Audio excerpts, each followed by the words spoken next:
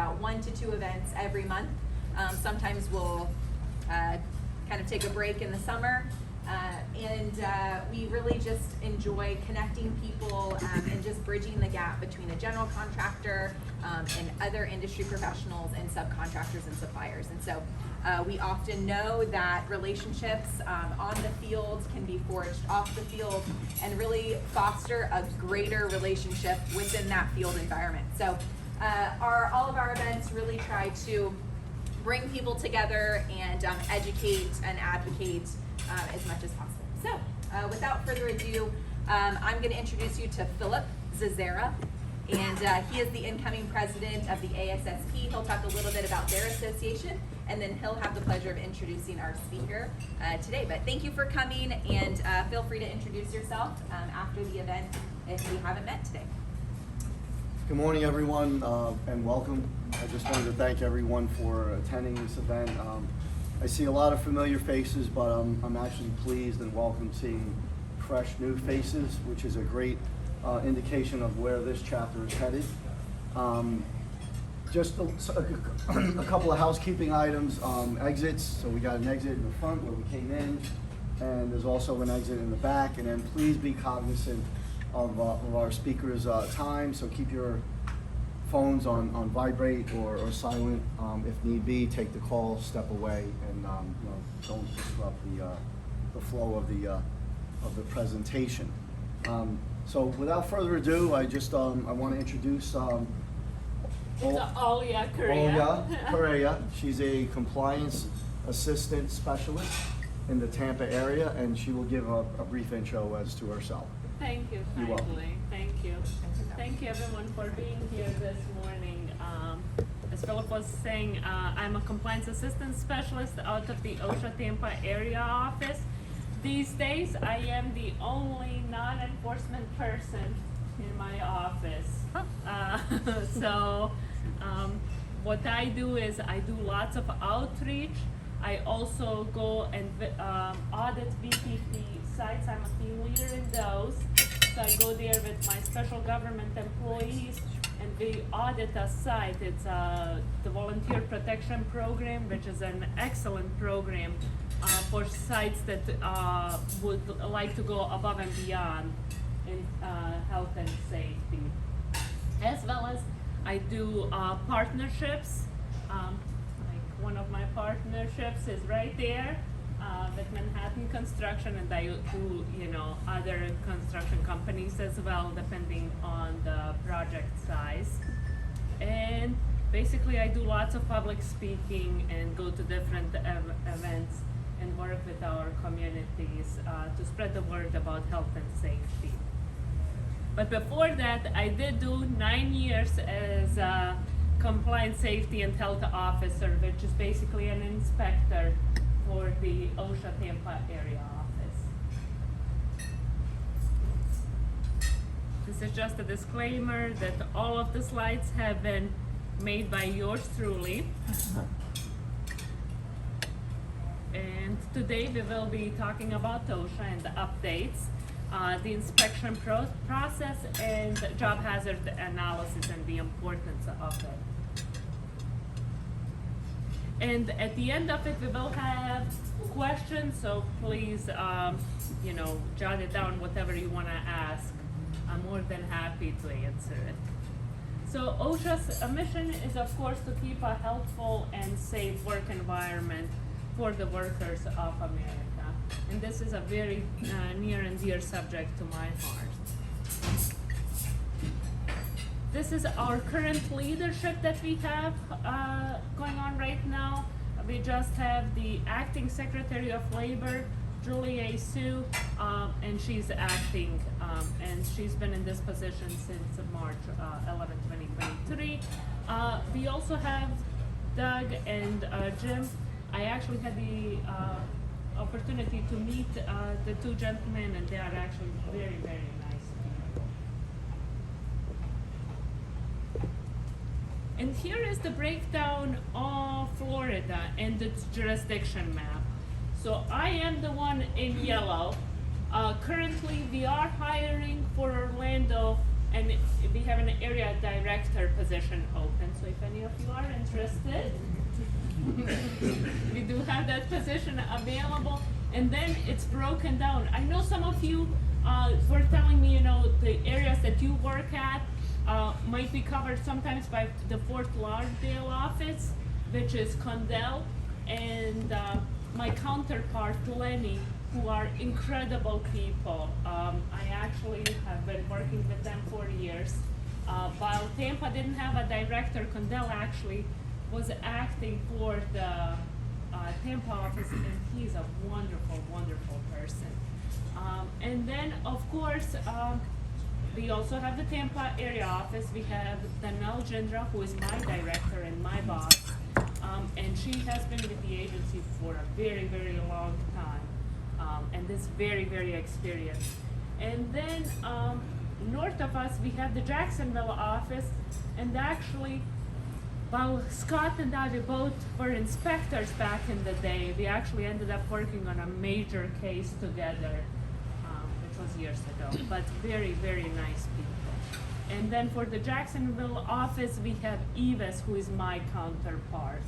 And then in the panel, we have Jose, as well as my counterpart, which is, his name is Francisco, just so you guys know, and wonderful people as well. So these are the most frequently cited citations for 2022 for construction and general industry. We have fall protection always at the top, and it's just a common thing across the board. We just recently had the fall stand down, and I do believe we had 900 and something fatalities due to fall from lower level to lower level, and 680 of them were like to the lower level, which is huge, huge numbers. And this is for the construction industry. As we were saying, fall protection is the leading cause of the fatalities. And this is some of the other ones, like the ladders, scaffolding. And actually, I do have some pamphlets I brought with me today, so I'm gonna get those out of my bag at the end of the presentation, so you guys can take some. And this is for general industry.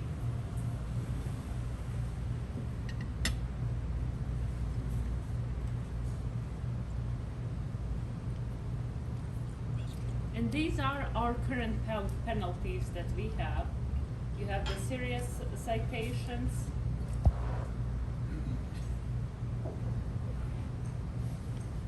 And that is for the year 2023. And that they get updated every year. But the OSHA does also take into account the size of the company. Depending if it is fatality related, there is no, it's related to the accident, so it stays the same amount. But if it's not, they do take into account that it is a smaller company. And depending on the size, it varies. And this is our fatalities and the numbers. And usually it is right in the 5,000 range.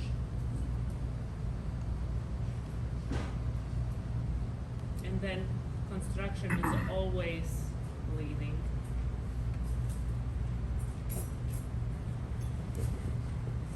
And this is some statistics for Florida that we have. And in Florida, we have had, for 2022, we have had 111 fatalities.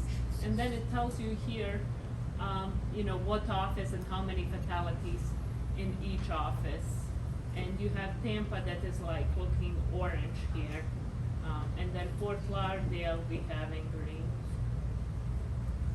which is actually really, really big numbers. And you have here also 2020 and 21 and 22, so you know for comparison where we stand.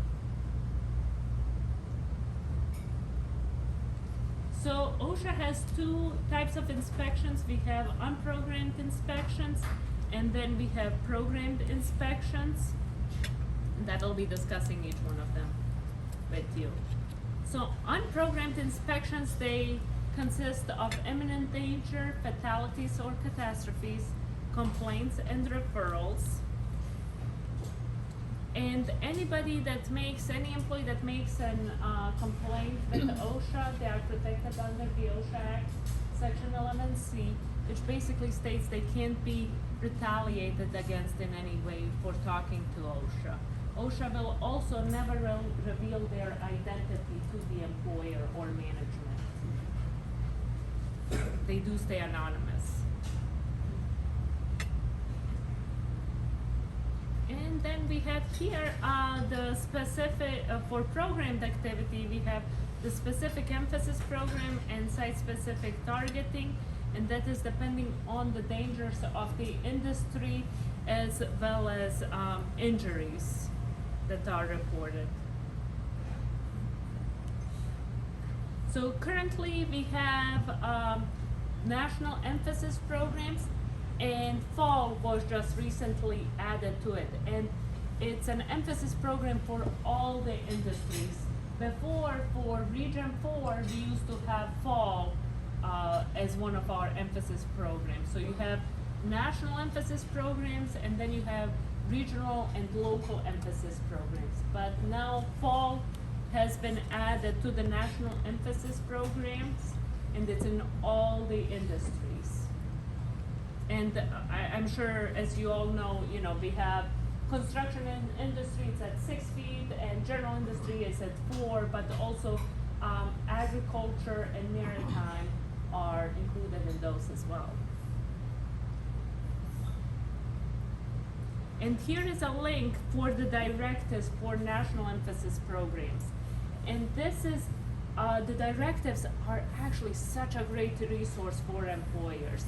So if any of those national emphasis programs or regional and local emphasis programs apply to you, it's a great resource to pull up those directives, because it basically breaks down to you if an inspection is to be conducted and what would trigger an inspection to be conducted and looked into that emphasis program, or what the inspector would be looking at as well. So having that, it's almost like a guidebook to help you, okay, I need to look into this, and so it might give you ideas that you haven't thought about before, that you should be looking into to make sure you are in compliance and keeping your employees safe. And then here we have the regional and local emphasis programs, and fall and construction that will be falling off in the next 90 days, as it has been taken over by the national emphasis program. And you can pull up all these on our website too, on OSHA.gov. It's all public information for all of you. And here is the directives for the local emphasis program and regional emphasis programs. So that's the link there.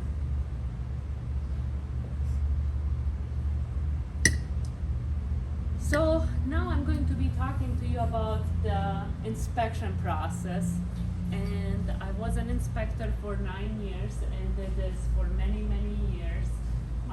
Usually our inspectors, they don't go out to the field or are not able to start doing fatalities till they've been 3 years in the field, and that is under mentoring and supervision of their senior compliance officers.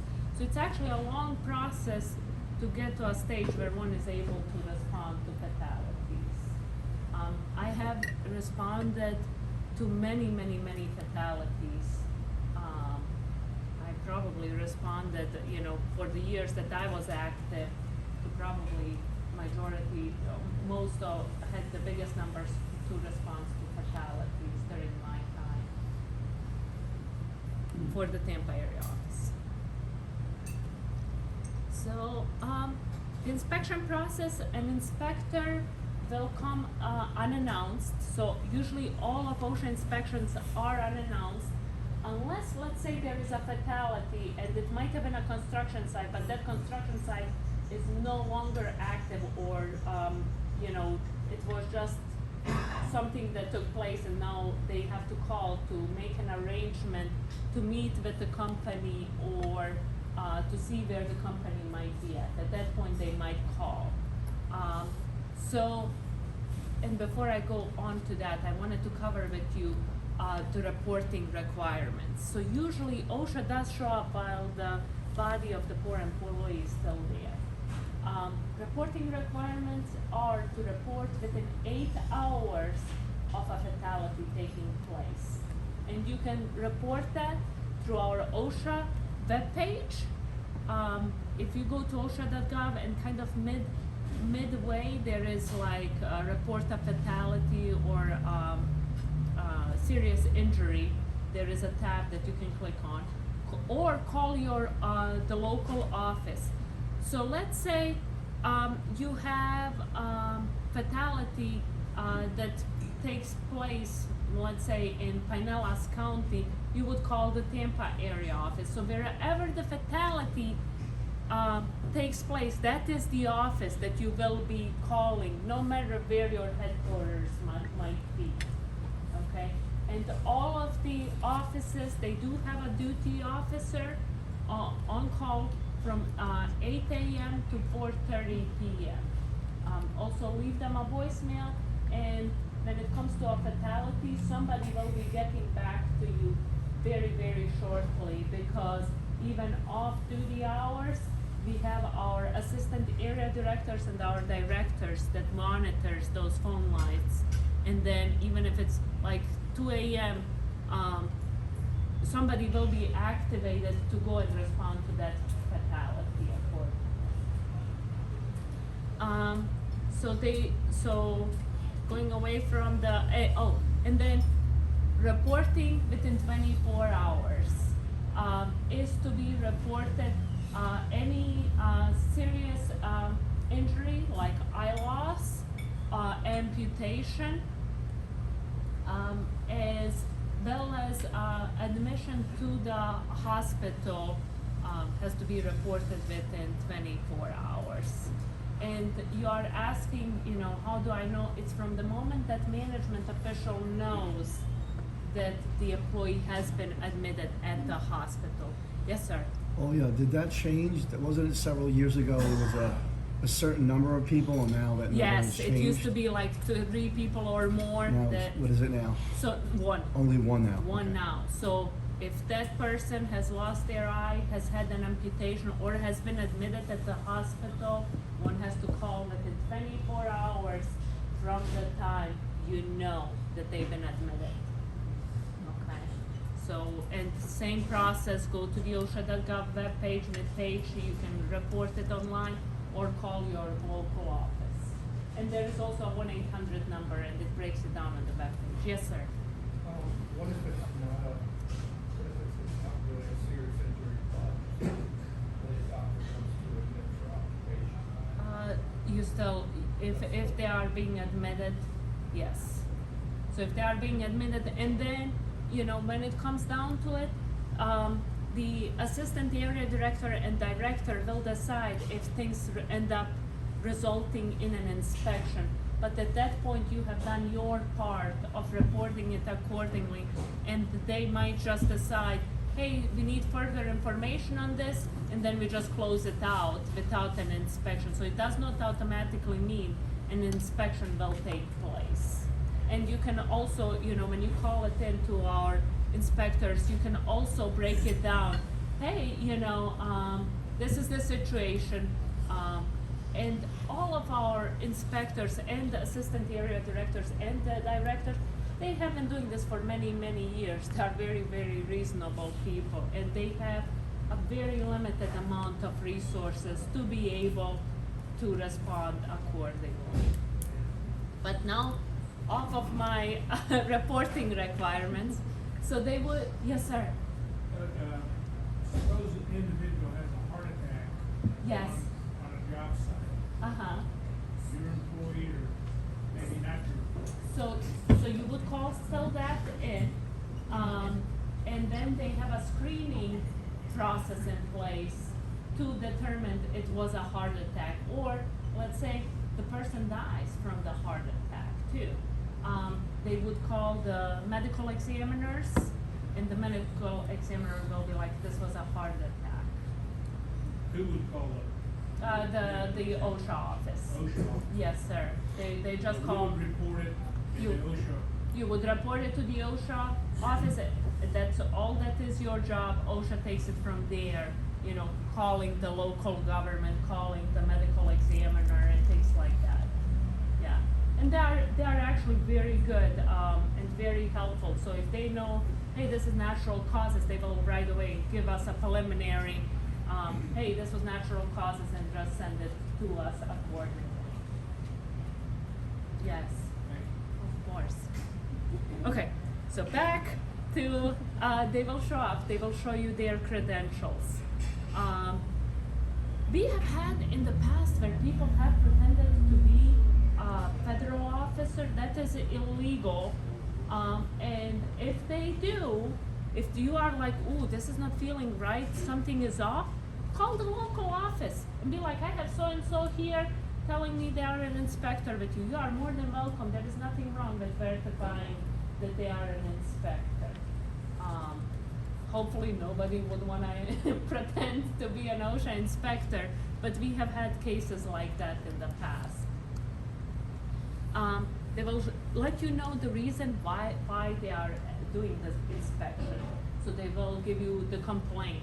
Of course, not who made the complaint, but the complaint items of what the complaint might be about. Or it might be an injury, or, you know, God forbid, a fatality too. So they will let you know the purpose of the inspection. And if there is a union, I know in Florida mostly we don't have unions, but if you do have a union, OSHA will want the union to be part of the inspection as well. Then there would be a walk around. So whatever the complaint items are, they are enforcement, so they have plain view, which means anything that they see wrong, they can address accordingly with violations. So take them there the quickest route according to the complaint items. And they also will be taking photos. You are more than welcome to take same photos as they are taking. They will be interviewing employees and management. All of the interviews that they conduct with employees, they are conducted in private, meaning just the employee and the inspector. All of the employees interviewed, they are gonna be protected under the OSHA Act, Section 11C, which means you can't retaliate against them for talking to OSHA. You can't go back and be asking, oh, what did the inspector ask you, or anything like that. To be honest with you, in the 9 years that I was there, I never had an issue with it. Because if there is an issue, then a whistleblower investigation can be conducted if the employer retaliates against the employee in any kind of way. They also will be requesting documents from you. Don't give them boxes and boxes of information. That's one of my prior coworkers, Matthew Humphreyville. Could have been in charge of all of OSHA if he was willing to go to Washington, D.C. So give them whatever they are requesting, okay? I have had people send me boxes and boxes of information. The inspectors don't have time to be looking through all this paperwork. Just give them what they need. Treat the inspector nice. They don't want to be there just as much as you don't want them to be there. Give them what they need, treat them kindly, and send them off on their way. All of OSHA inspections can take up to 6 months to be completed. Will that be the case? No, usually it's not. But if it is a fatality, it might be. Also, depending on the inspector's workload, you might be getting closer to that time frame. But usually that's not the case. And then one would be having a closing conference, and that is where the inspector will let you know if there has been a violation or violations, And then one has 3 different options once you receive the violations. First is agree with the findings, pay for any penalties associated with it, and abate accordingly. Second option is call in for an informal conference, and that is where you would call in. And I was just talking to Phil, and he was telling me how he actually just had an informal conference. And you would call in, you would have a meeting with the inspector's boss, and they're actually very nice people, and that is where you can get more clarification about the inspection or about the findings. And you have to do that within 15 days. Also, third option is contest and basically just go to court, and you have to do that within 15 days too. But I always suggest if there is anything, select number 2 when you're calling in for the informal conference.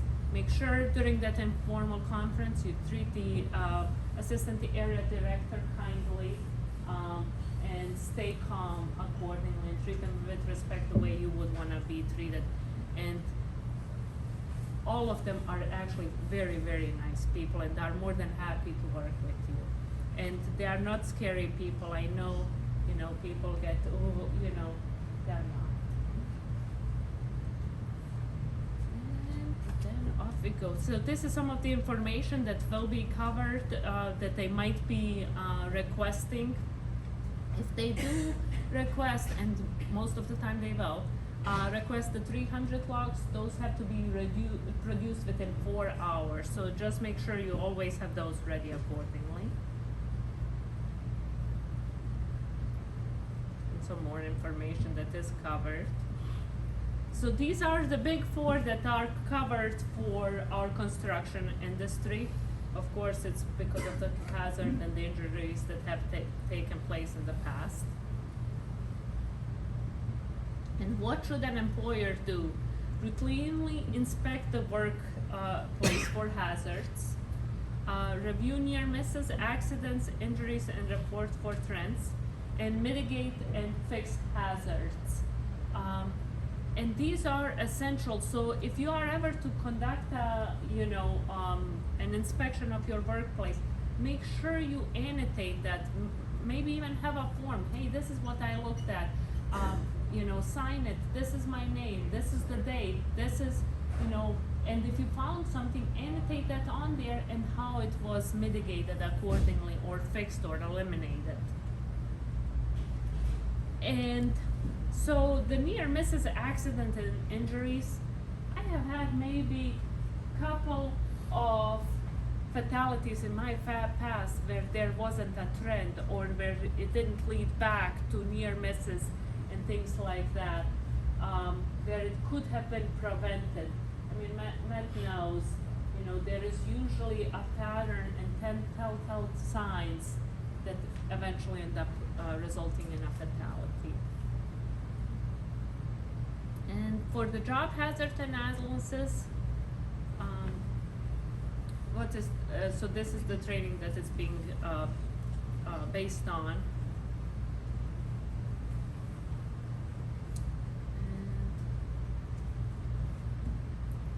And here we go. So before PPE selection begins, first try to eliminate the hazard. So completely the hazard is completely being removed.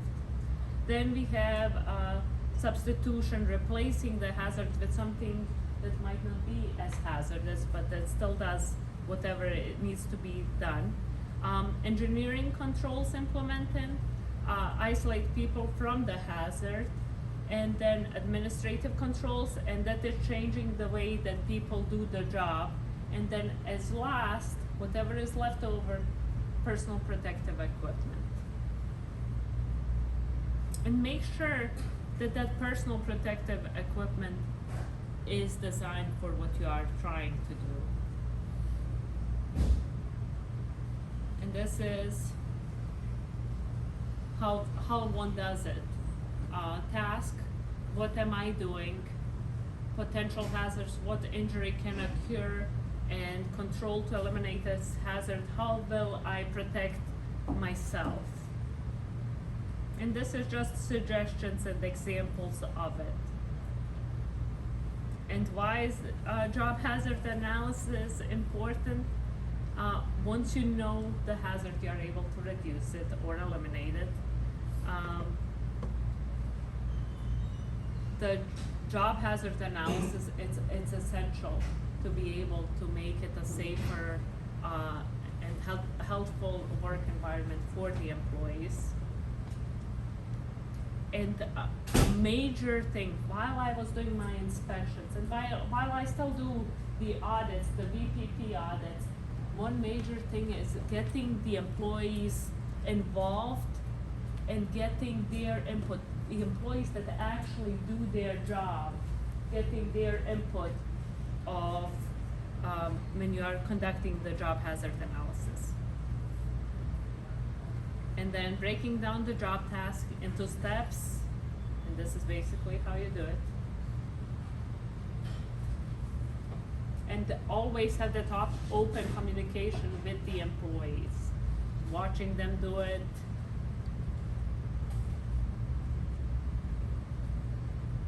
And then identify the hazard of each of the steps. And you know, this is some of the questions that one can ask.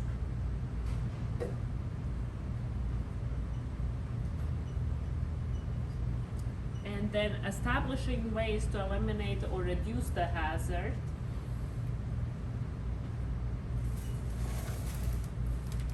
And as we were talking about like that reverse pyramid.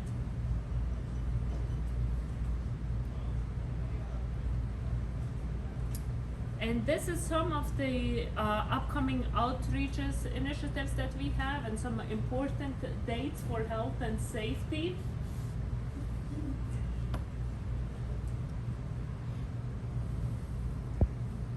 And all of these are on our OSHA.gov web page as well. And I know we do have a Beat the Heat contest. You are more than welcome to participate in that. And maybe I feel like I can email it, Okay. email you guys the information, you can send it. It's our initiative trying to make awareness about heat. And then this is a wonderful tool. So whenever somebody tells me, oh, you know, it's too expensive, we have this OSHA Safety PACE program, and one is able to just go on there and play with some numbers, seeing, okay, you know, how much, let's say, an amputation might cost. And, you know, it will break it down to direct costs and then indirect costs that might be associated with it. And it can be up in millions of dollars and not even related, you know, not even having led to a fatality.